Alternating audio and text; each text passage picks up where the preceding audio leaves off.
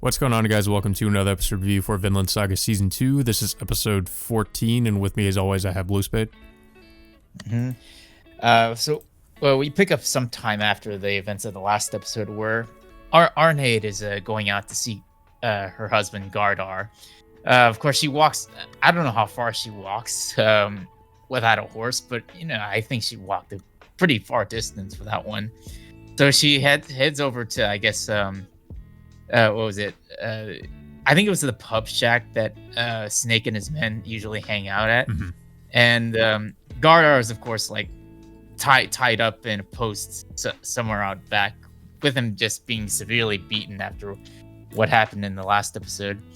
So Snake, of course, is taking some of his men for an errand until Arnheid stops by and asks Snake if she can see her husband attend to his wounds, but Snake just flat out refuses to let her see Gardar. So he asks one of his men to take her back to the old take her back to the old man's house, and then of course the guy is left without a horse. So Arnheid somehow persuades the guy to let her see Gardar, and she's able to finally see him after the incident from the last episode, and both Arnheid and Gardar both apologize to each other after what happened before they were captured and enslaved. I think it was pretty much just Gardar apologizing, though.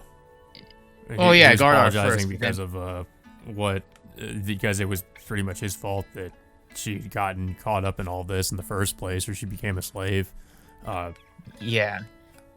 And I think she also apologized, I guess, for whatever her own reasons are. But I think, if you remember in the last episode, she reveals that she's also pregnant with, Kettle's child. Yeah. But I don't think, I'm pretty sure that she was probably going to apologize for that. But, I don't think she really even had a chance to, if she was planning on doing so. Well, she pretty much just breaks down crying. She originally was going to heal his wounds, but of course, he apologizes to her, but also asks her to free him from his bonds so that they can go back to the life they had before. Yeah. Of course, one of Snake's men tries to, take her back, but of course, when Gardar sees the guy, touch her, he just immediately just jumps out and he literally just bites the guy's throat off. Yeah, I have no idea how he managed to just chop off so much of that guy's flesh, because you just see like a big gaping hole in his throat and in his neck. Yeah, and of course, Snake's other men overhear the commotion of what happened, and they all attack Gardar. But of course, I guess like Gardar yells at Arnheid to cut his ropes, but I guess she does eventually cut his bindings, and he eventually well, the rest of it happens off screen because we see the results of it after they show Snake and his men again if they come back to the camp, and they see the bodies of all the men that Gardar had killed, and it's pretty obvious what happened. Yeah, and and of course, Snake notices that at least one of the men manages to stab him, so it left like possibly another gaping wound on Gardar for them to track him down. But the episode does transition us back to Thorfinn and Einar, just pretty much Einar asking Thorfinn about like how he would really accomplish his dream or goal of wanting to get rid of war altogether. Yeah, he basically tells Einar about the lands far. I think it was like far to the east or the west. I forget where it was, but what Leif Erikson had told him about pretty much in the beginning of the series about the land that he knew about and that he wanted to go to. Which is a land that hadn't yet been found or cultivated by anybody, so it would be out of reach for any of the slavers. So he would go there and basically create a nation that would be free of war and slavery. Yeah, but of course he would need to gather up as many people as he can to make such an expedition. I don't think, just to clarify, he's not really talking about migrating to North America of any kind, right? He's just, I'm pretty sure it's just another piece of land somewhere in between that. It's so Vinland Saga is somewhat loosely based off of real events. So Thorfinn was a real person, but his name was Thorfinn Karlsefni, and supposedly like Vinland was what eventually I think turned into Canada, which is where I think that was supposed to be the land he would end up cultivating. I see. Okay, so that would make more sense in a way. Yeah.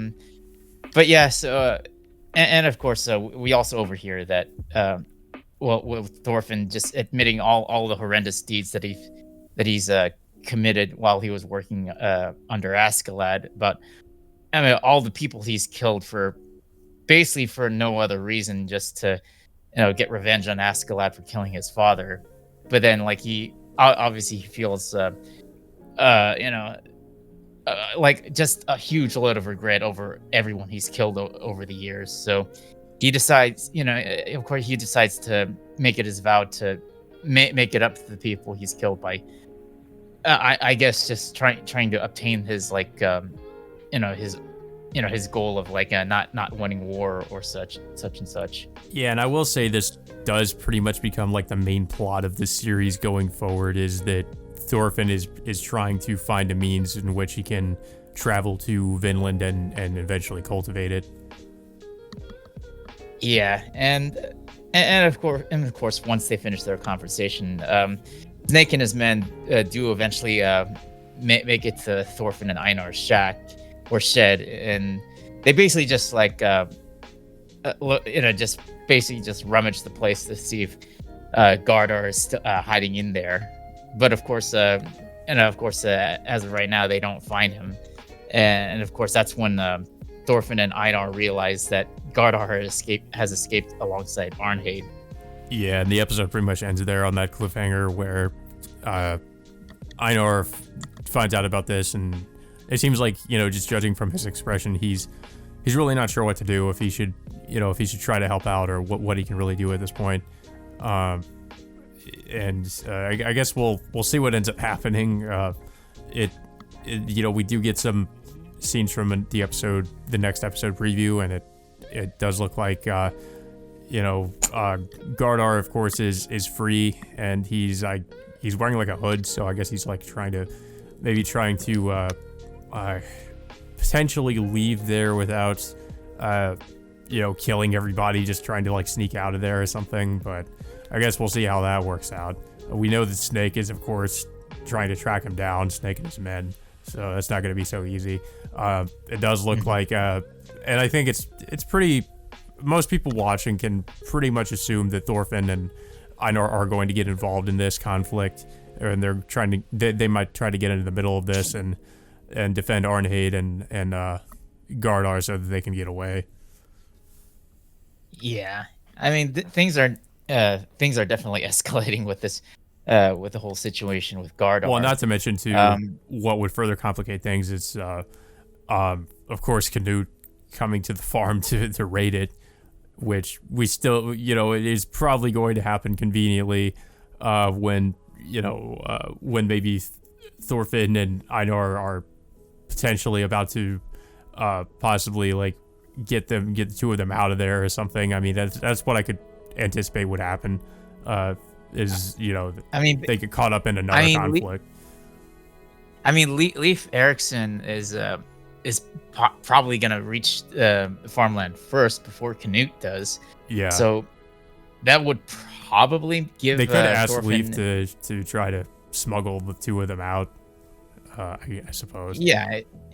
It seems like quite possible that they that Thorfinn, Einar, Gardar, and Arnheid might be able to all travel with Leif Erikson all together, but With Arnheid, it's a little bit more complicated considering that she's bearing Kettle's child. Yeah, I think that she might not be so willing to leave. Same with Thorfinn too. He might feel some kind of obligation to defend the farm against Canute.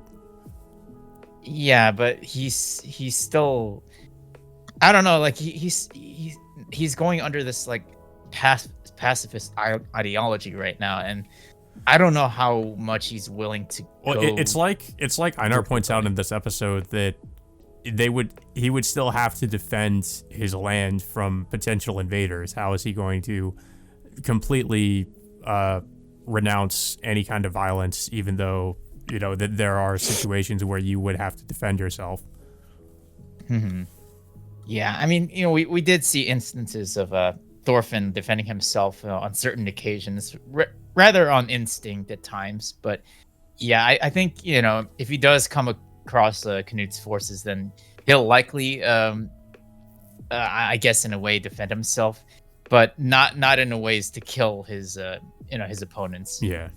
But yeah, I thought this is a really good episode. It's I would say it's really like setup. It's more just, well, I guess it kind of is set up for what will potentially come later in the series. But because we kind of get a clear idea of what Thorfinn wants to do.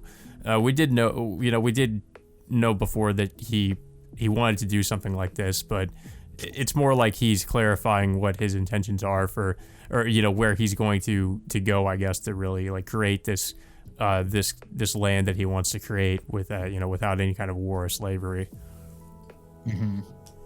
Yeah.